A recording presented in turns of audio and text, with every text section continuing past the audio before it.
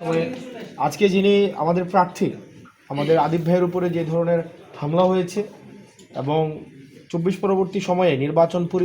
আমাদের প্রচার কার্যক্রমের উপরে এভাবে দলীয় পরিচয়ে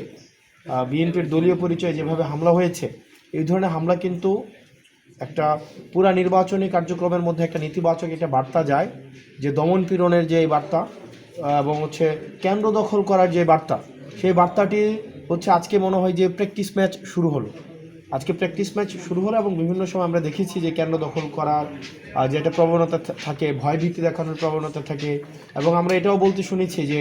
যদি প্রতীকে ধানের শীষ না থাকে বা একটা সার্টেন একটা সিম্বল না থাকে, তাহলে প্রয়োজনে বাড়ি থেকে ছাপিয়ে নিয়ে গিয়েও হচ্ছে ওই প্রতীকে ছিল মারবে। এই ধরনের বক্তব্য আমরা বিভিন্ন সময় আমরা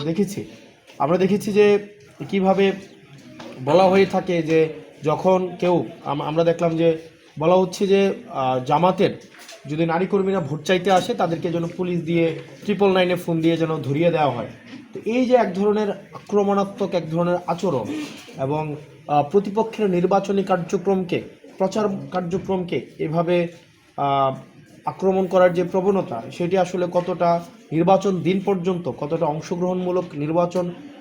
পরিচালিত হবে, সেটি নির্বাচন কমিশনের জন্য একটি চ্যালেঞ্জ বলেই আমরা মনে করছি। Thank you so very much,